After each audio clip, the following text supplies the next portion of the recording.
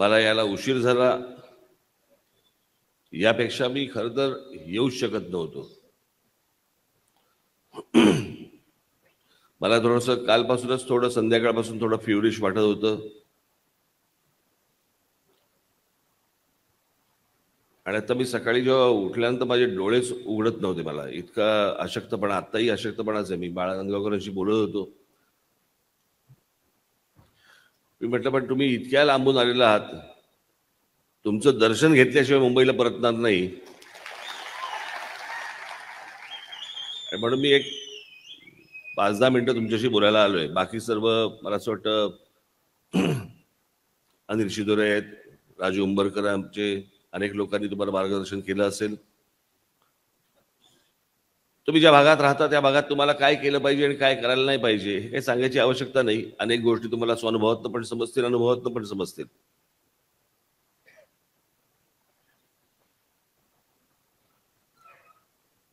मग त्याचा निधी कसा वापरायचा, तो निधी कसा आणायचा, मग त्याच्यातनं कोणत्या योजना करायच्या, कुठच्या योजना करायच्या, या सगळ्या गोष्टी तुम्हाला ठाऊक नसतील अशाचा भाग नाहीये.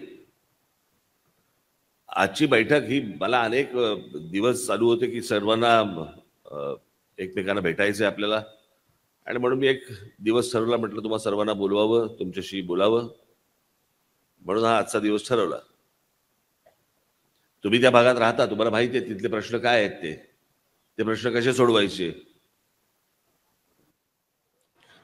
आणि मला असं वाटतं एका राजकीय पहिल्या टप्प्यावरती आज तुम्ही पहिल्यांदा पाऊल ठेवलेलं आहे, त्याबद्दल तुमचं सर्वांचं मी मनपूर्वक अभिनंदन करतो. आज ग्रामपंचायती आहेत, उद्या जिल्हा परिषदा असतील, करत करत उद्या तुम्ही आमदार व्हाल, खासदार व्हाल. म्हणून लगेच आत्तापासून स्वप्न बघू नका.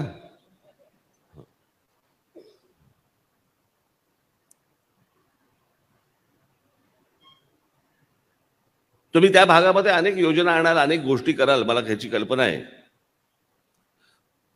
अनेकांनी तुम्हाला अनेक विविध सूचना पण केल्या असतील. मला एकच सूचना करायची तुम्हाला, एकच, दुसरी काही सूचना करायची नाहीये. बाकी तुम्ही सर्व हुशार आहात, प्रामाणिक आहात, लोकांचे प्रश्न सोडवण्यासाठी उत्सुक आहात, इच्छुक आहात.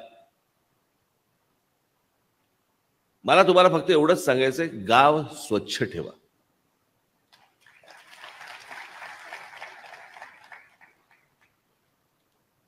आणि गाव स्वच्छ ठेवायला ना, तुम्हाला आठवत असेल मी आपण 16 मिनिटाची एक डॉक्युमेंटरी केली होती, पाहिले तुम्ही? आपण महाराष्ट्राचा विकास आराखडा जेव्हा जाहीर केला त्यावेळेला एक 16 मिनिटाची डॉक्युमेंटरी केली होती. त्याच्यामध्ये मी हा मुद्दामून विषय आणला होता की आपल्या आजूबाजूचा परिसर स्वच्छ ठेवायला पैसे नाही लागत, इच्छाशक्ती लागते. आणि जेवढं तुम्ही गाव स्वच्छ ठेवाल, तुमच्या आजूबाजूचा परिसर जेवढा स्वच्छ ठेवाल, तेवढी रोगराईपासून तुमची मुक्ती होते.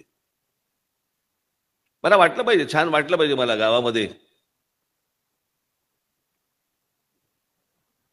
की या गावामध्ये मी राहतोय, स्वच्छ. सकाळी बाहेर पडल्यानंतर आजूबाजूला सगळे परिसर, मी अशी गावं पाहिली आहेत, परदेशात तर पाहिलीच आहेत, पाहिली, आपल्या देशातही पाहिली आहेत.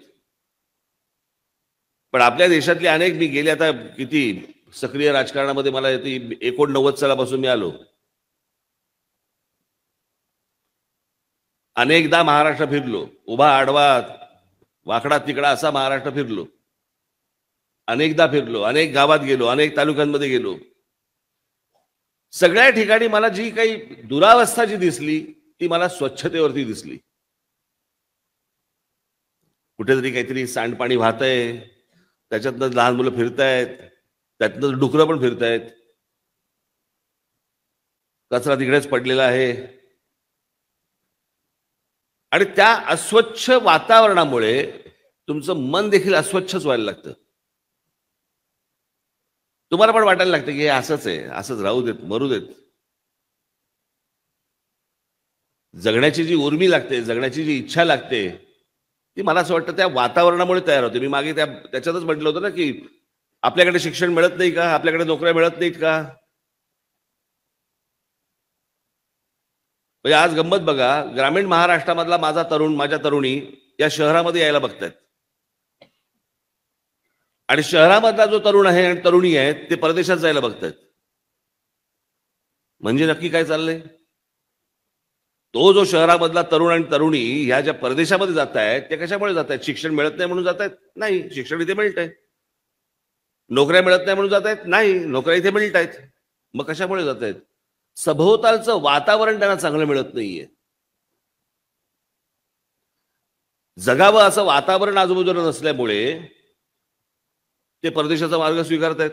तिकडे जाऊन काय अशा फार मोठ्या नोकऱ्या करतायत? अनेकांना चांगल्या नोकऱ्या असतील, पण सगळेच जण काही फार चांगल्या नोकऱ्या करताय अशाला भाग नाहीये.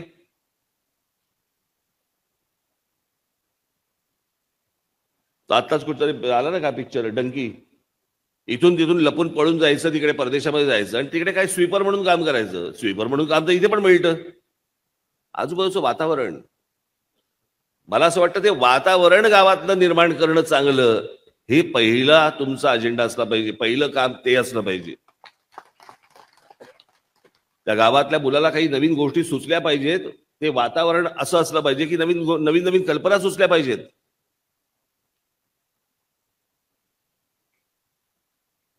मी मध्यंतरी आमच्या अनिल शिदोरेंबरोबर एकदा एका ठिकाणी गेलो होतो, त्यांचं नाव नाही सांगत मुद्दा म्हणून.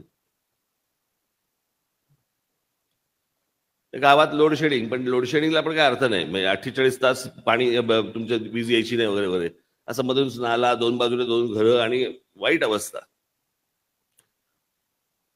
त्या गावात एक मी टाकी पाहिली आणि मी विचार करत होतो की माझ्या शालेय जीवनामध्ये मी पहिल्यांदा पाहिलेला भ्रष्टाचारी ग्रामपंचायत, अत्यंत भ्रष्टाचारी ग्रामपंचायत मी शालेय जीवनामध्ये पाहिलेली ती म्हणजे रामगड ग्रामपंचायत. रामगड ग्रामपंचायत पाहिले तुम्ही? शोलेमधली पाहिले? त्या गावातला सर्वात श्रीमंत ठाकूर आहे, ज्याच्या घरात लाईट नाहीये पण त्या गावात टाकी आहे. त्या ठाकूरचा बाप चढवणार होता पाणी.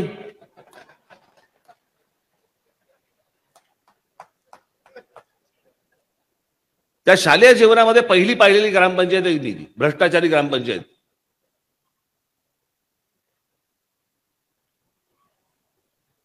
त्या गावात गेल्यावर मी जेव्हा ती टाकी पाहिली तेव्हा मला तीच आठवली रामगडची.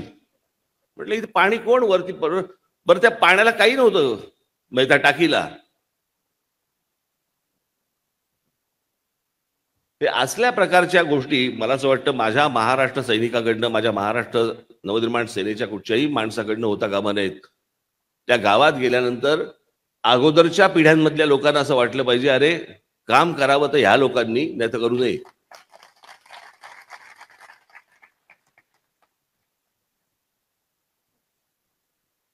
म्हणून मला तुम्हाला एवढंच सांगायचं आज या क्षणी, तुमचं गाव तुम्ही अत्यंत चांगलं ठेवा, स्वच्छ ठेवा. वातावरण गावाचं बदलून टाका. गावामधल्या माता भगिनी महिला ज्या असतील त्यांना राहावं असं वाटलं पाहिजे. तुम्हाला बोलवावं असं तरी वाटलं पाहिजे घरी, की बाबा ये, बाबा चहा प्यायला तरी ये. ज्यांनी तुम्हाला मतदान केलं नसेल असं करू नका, त्यांच्यावर सूड घेऊ नका. त्यांचीही कामं करा. त्यांनाही वाटलं पाहिजे अरे आपली चूक झाली, याच माणसाला मतदान करायला पाहिजे होतं. हे वातावरण ज्यावेळेला तुम्ही तयार कराल त्यावेळेला मला असं वाटतं तुम्हाला त्या भागातनं कोणीही घालवू शकत नाही. महाराष्ट्र नवनिर्माण सेनेचा झेंडा तिकडनं कोणीही उघडू शकत नाही.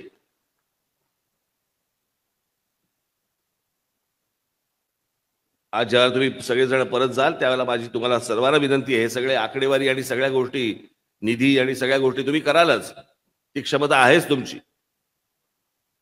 पण मला असं वाटतं त्या भागामध्ये तुम्ही गावामध्ये गेल्यानंतर तिथल्या पहिल्या नागरिकांची एक बैठक बोलवा आणि स्वच्छतेचे धडे कसे द्यायचे, स्वच्छ कसं ठेवायचं गाव, याच्या पहिल्यांदा त्यांच्याशी सगळ्यांची चर्चा करून घ्या आणि तुमचं गाव स्वच्छ ठेवा. महाराष्ट्र नवनिर्माण सेनेच्या हातात असलेली जी ग्रामपंचायत असेल त्यातली जी सर्वोत्कृष्ट स्वच्छ ग्रामपंचायत असेल त्या ग्रामपंचायतीला मी स्वतः येऊन 5 लाखाचा निधी मी तिथे जाहीर देईन, हातात देईन. कमी वाटलं तर जास्ती देईन आणि देईन, यांच्यासारखं नाही. पुणे शहरासाठी आज मी तुम्हाला 50,000 कोटी रुपये मी जाहीर करत आहे. घंटा आहेत का हातात तुझ्या? उगाच बुडबुडे फोडायचे आपले, काय वाटेल ते करायचं. जे तुमच्या आवाक्यात असेल मला असं वाटतं त्या आवाक्यामधल्या सगळ्या गोष्टी करा आणि लोकांचे जे मतरूपाने आशीर्वाद मिळालेले आहेत ते कायमचे तुमच्या बरोबर ठेवा. लोकांना समाधानी करा. एवढीच फक्त मी तुम्हाला गोष्ट सांगण्यासाठी आज इकडे आलेलो आहे. तुम्ही आज इतक्या दूरवरून सर्वजण मला इथे आलात, भेटायला आलात, मला दर्शन दिलं, त्याबद्दल मी आपल्या मनापासून मी अत्यंत आभारी आहे. वेळ प्रसंगी आपण सतत भेटत राहू, बोलत राहू. जेव्हा तुम्हाला शक्य असेल त्यावेळेला घरी या, वेळ घेऊन या, नक्की भेटेन. धन्यवाद. जय हिंद, जय महाराष्ट्र. हा